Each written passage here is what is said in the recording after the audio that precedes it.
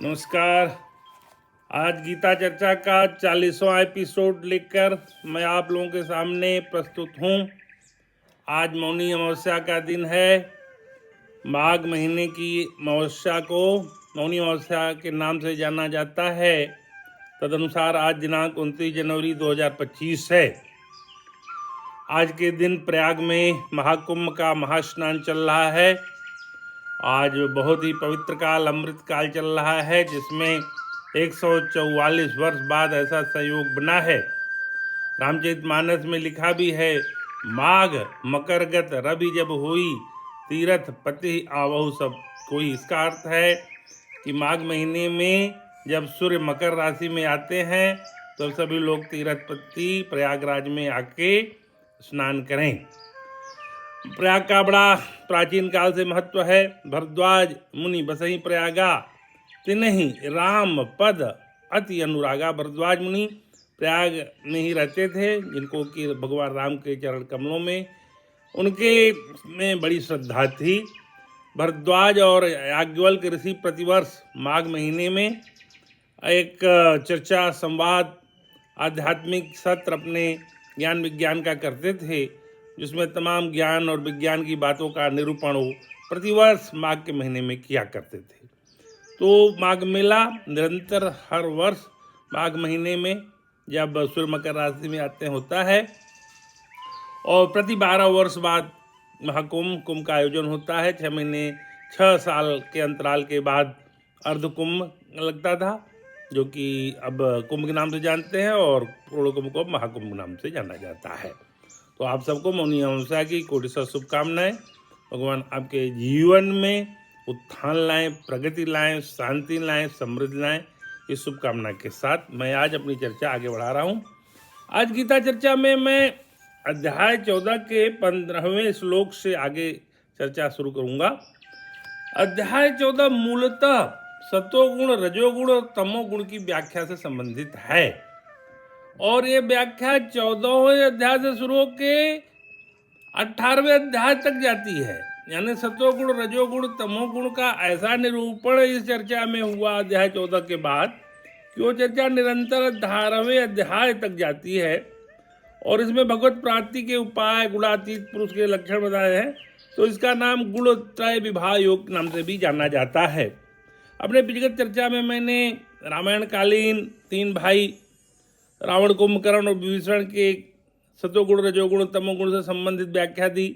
उसमें मैंने विभीषण जी को सतोगुणी, रावण को रजोगुणी और उनके भाई कुंभकर्ण को तमोगुणी बताया था। उस प्रकार से अपनी चर्चा को मैंने जन सामान्य को सरल और सुगम बनाने की कोशिश की थी। यहाँ मैं फिर से कह दूँ कि यहाँ जो मैं बोलता हूँ मेरी अपनी प्रेरणा, मेरी अपनी वाणी, मेरी अपनी प्रज्ञा और मेरी अपनी बुद्धि से जो उत्पन्न विचार आते हैं मेरे अपने होते हैं।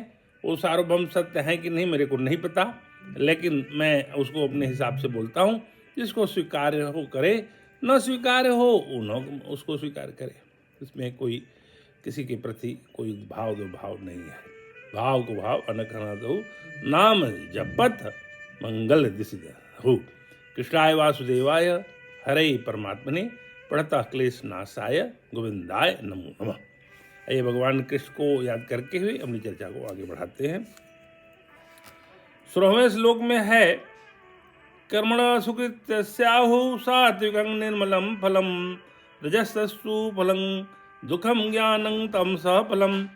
श्रेष्ठ कर्म का तो सात्विक अर्थात सुख ज्ञान और वैराग्यादि निर्मल फल कहा गया है। तो सात्विक कर्म का जो फल है वो बड़ा ही निर्मल कहा गया है। राजस कर्म का फल दुख, जो राजसिक कर्म है उसका फल दुख माना गया है। और तामस कर्म का फल अज्ञान कहता है। जो तामसी व्यक्ति जो कर्म करता है वो अज्ञानी। जैसे कि हमारे इतिहास में एक चारवाक ऋषि हुए, उनका चारवाक दर्शन है।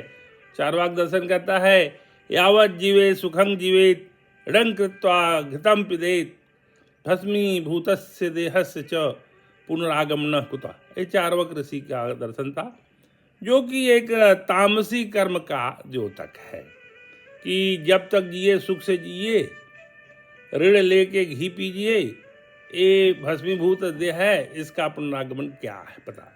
लेकिन पुनरागमन तो होता है। पूरा ही गीता कर्म अकर्म विकर्म के सिद्धांत पे, पुनर्जन्म के सिद्धांत पे आधारित है।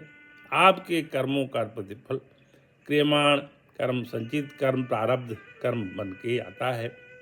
क्रियमाण कर्म का कुछ हिस्सा संचित जाता है, संचित कर्म का जो स्टॉक है उसी में से प्रारब्ध कर्म मिलता है, जो कि इस जीवन में मिलता है। और संचित कर्म जो हमारे विकर्म के रूप में भी बहुत सारे हैं, पुण्य भी है, पाप भी हैं, वो हमें अनेकों जन्म तक भोगने पड़ेंगे। आइए उसकी व्याख्या आगे है इसमें। सत्त्वात् संजायते ज्ञानं रजसो लोभ एव च प्रमाद मोहो तमसो भवतो ज्ञानमेव च। सत्वगुण से ज्ञान उत्पन्न होता है और रजगुण से निसंदेह लोभ तथा तमोगुण से प्रमाद और मोह उत्पन्न होते हैं और अज्ञान भी होता है। मोह सकल व्याधिन कर मूला, तुलसीदास जी ने रामचरितमानस में लिखा है। तो सत्वगुण से ज्ञान उत्पन्न होता है। अगर आपके अंदर सत्वगुण बढ़ा है तो आपके अंदर ज्ञान की प्राप्ति होगी और आपको ज्ञान हो जाएगा। और रजोगुण से लोभ होता है, रजस गुण जो होता है लोभ का पैदा करता है। तो काम क्रोध और लोभ नाथ नरक के पंथ त्रिविधन नरक के सिंगारम। काम क्रोध और लोभ को गीता के 16वें अध्याय के 21वें अध्याय में नरक का द्वार बताया गया है। तो यानी ये नरक के द्वार को खोलता है। और तमोगुण से मोह उत्पन्न होता है। मोह सकल व्याधिन कर मूला, इनसे उपजत अधिशय सूला। मोह है सारे सकल व्याधियों का मूल होता है। तो इस तरह से हम इसको समझें तो सत्वगुण से ज्ञान उत्पन्न होता है, रजोगुण से लोभ उत्पन्न होता है, तमोगुण से मोह उत्पन्न होता है। आइए अगला श्लोक देते हैं 18वां। ऊर्ध्वं गच्छन्ति सत्वस्था मध्ये तिष्ठन्ति राजसा जघन्य गुण प्रतिष्ठा अधो गच्छति तामसा। अधो गच्छति तामसा, ये महावाक्य वाला महाश्लोक है। अधो गच्छति तामसा, तामस लोक को अधोपतन होता है। उस दिन चर्चा में मैंने अधोपतन में कीट पतंगे पशु योनि का जिक्र किया था।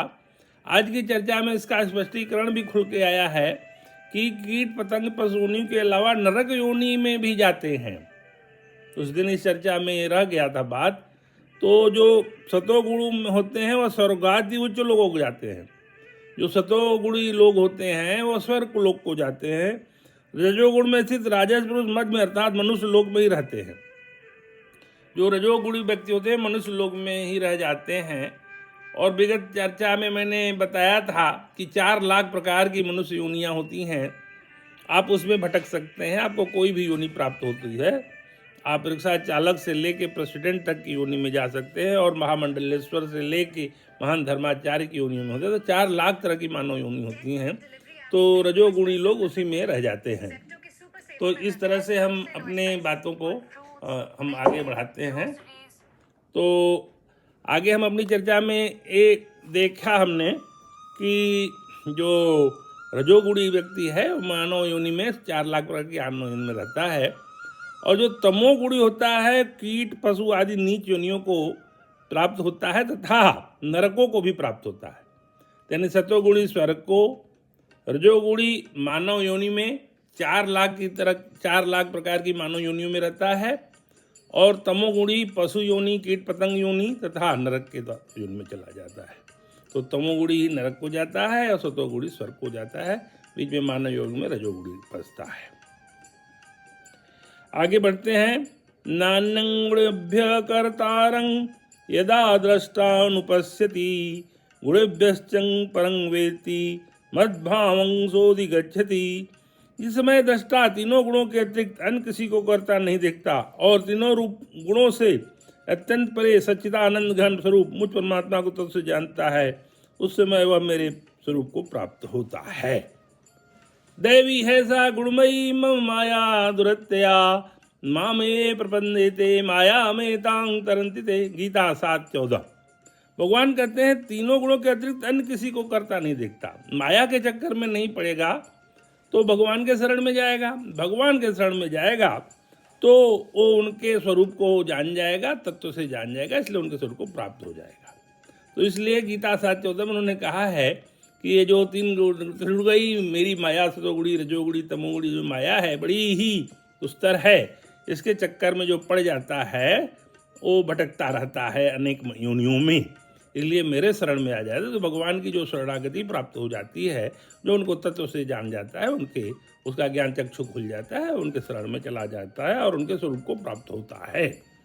आगे 20वां श्लोक है, गुणानेता नतित्य त्रिंदेहि देह समुद्भवान जन्म मृत्यु जरा दुख है विर्मुक्तो अमृतमश्नुते।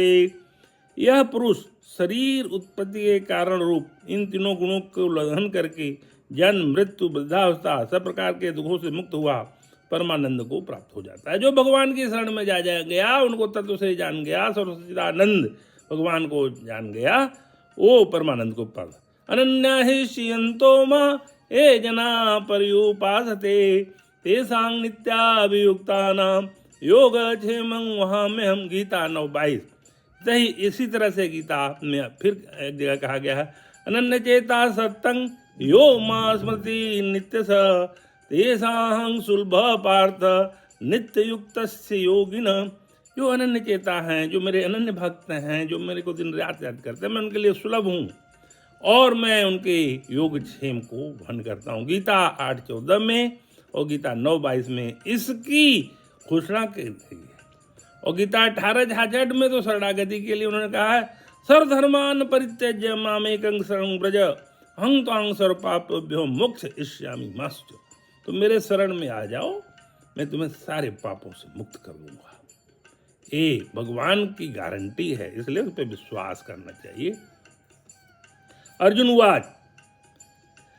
21वें श्लोक में अर्जुन पूछते हैं, कलिंग स्त्रीन् गुणानेता न अतितो भवति प्रभो कीमाचारा कथं चैतां स्त्रीन् गुणान् वर्तते। अर्जुन बोले, इन 3 गुणों से अतीत पुरुष किन किन लक्षणों से युक्त होता है और किस प्रकार के आचरण वाला होता है? हे प्रभु, मनुष्य किस उपाय से इन 3 गुणों से अतीत होता है? अब गुणातीत पुरुष का कौन होता है इन गुणों से अतीत, इसके बारे में अर्जुन ने 21वें श्लोक में 14वें अध्याय के प्रश्न किया है। श्री भगवान आज भगवान आगे के श्लोकों में गुणातीत पुरुष के लक्षण बताते हैं, जो कि बड़ा ही बोधगम्य है, बड़ा ध्यान से हृदयंगम करने लायक है, बोधगम्य है, हृदयंगम करने लायक है। तथा अगर इसका हम सही ढंग से अर्थ समझ करके अपने जीवन में इसको उपयोग करेंगे तो जीवन सार्थक और संबल हो जाएगा। श्री भगवान वाच, प्रकाशं च प्रवृत्तिं च मोहमेव च पांडव न द्वेष्टि संवृत्तानि न निवृत्तानि कांक्षति। भगवान 22वें श्लोक में कहते हैं अर्जुन को, भगवान बोले, हे अर्जुन, जो पुरुष सतगुण के कारूप प्रकाश को और रजोगुण के कारूप प्रवृत्ति को तथा तमोगुण के कारूप मोह को भी न तो प्रवृत्त होने पर उनसे द्वेष करता है, न निवृत्त होने पर उनकी आकांक्षा करता है।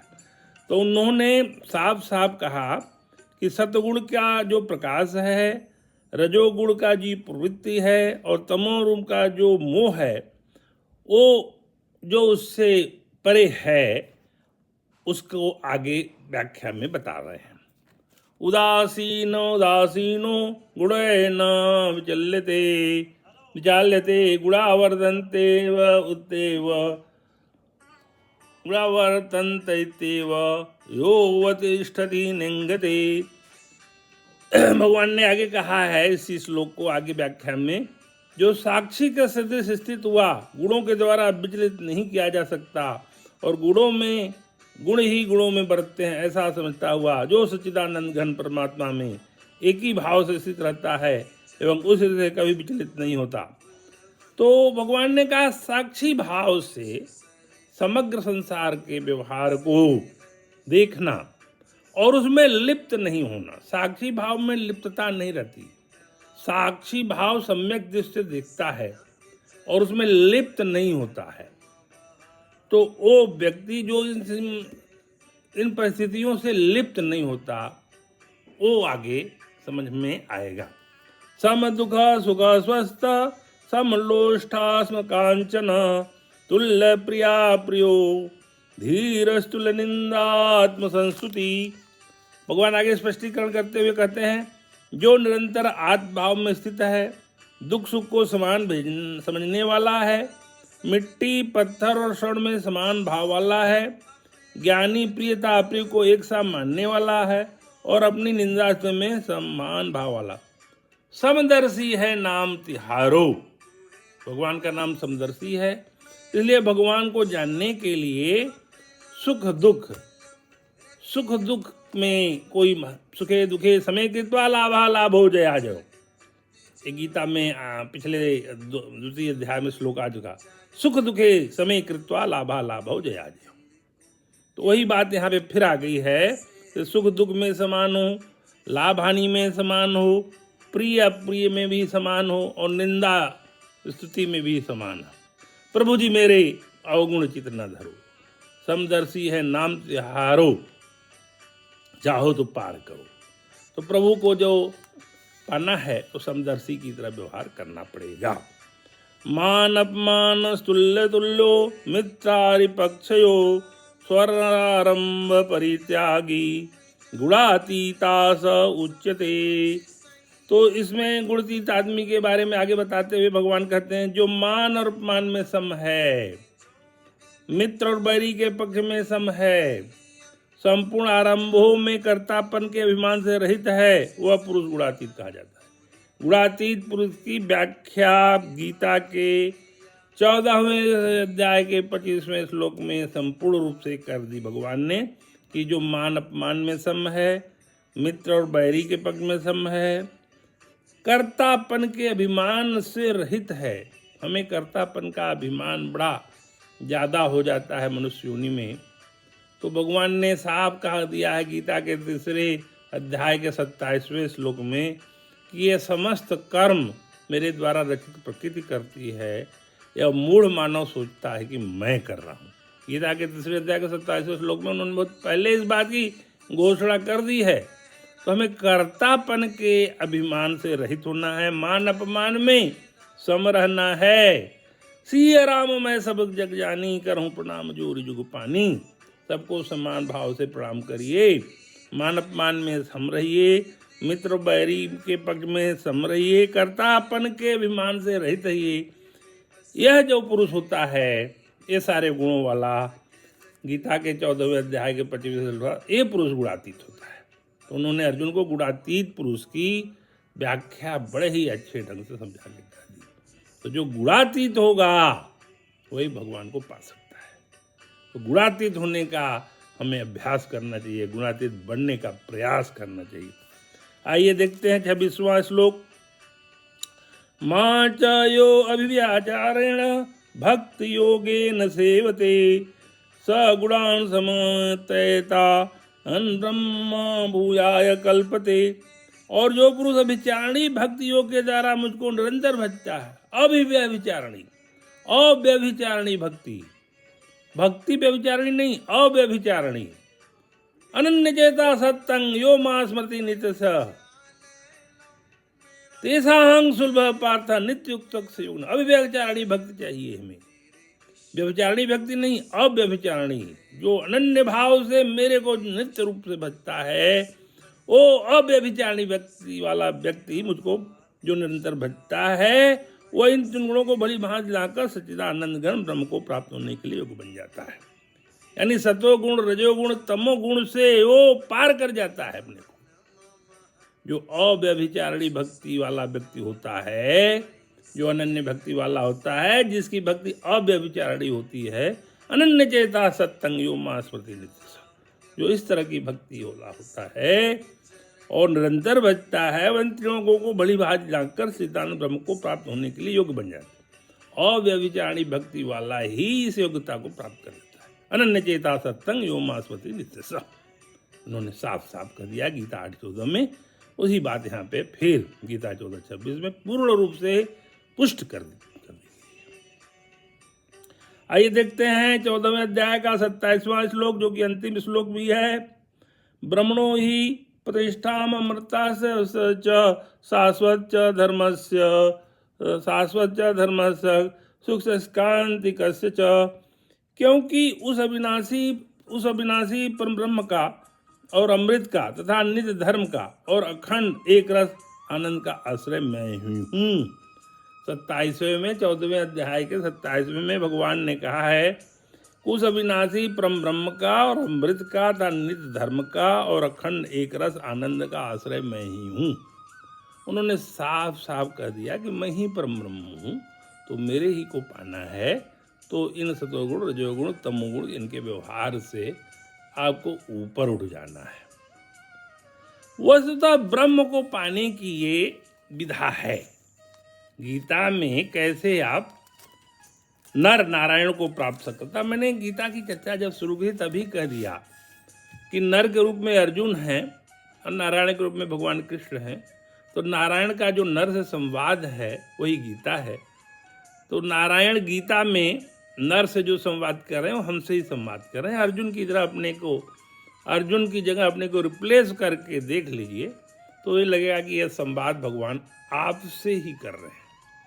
तो मेरी गीता चर्चा का मूल उद्देश्य यह है गीता को सरलीकृत करके समझाना और बताना और ज़्यादा से ज़्यादा लोगों को भगवान की वाणी से जोड़ना।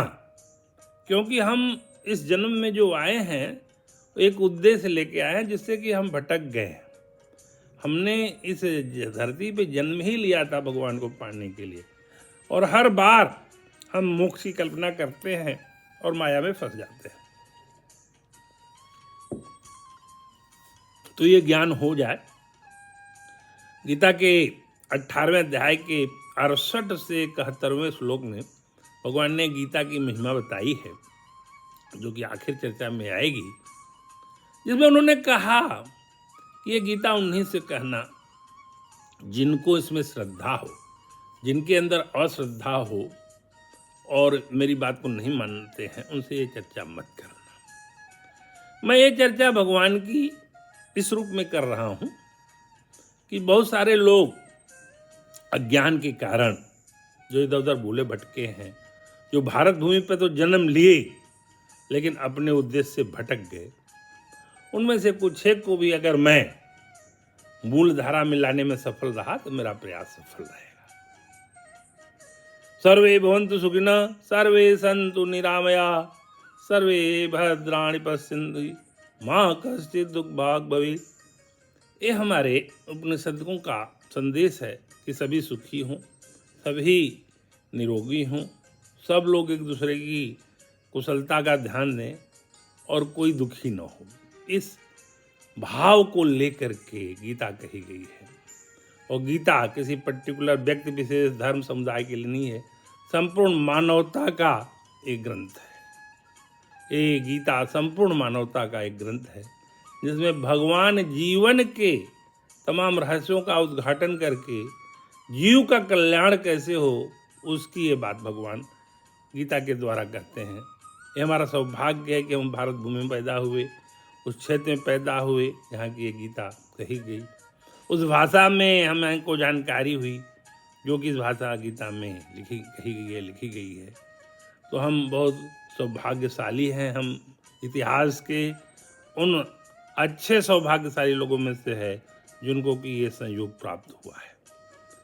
आप लोगों को पुनः मौनी अमावस्या की कोटिशः शुभकामनाएं और पुनः कृष्णाय वासुदेवाय हरे परमात्मने प्रणतः क्लेश नाशाय गोविंदाय नमो नमः। नमस्कार।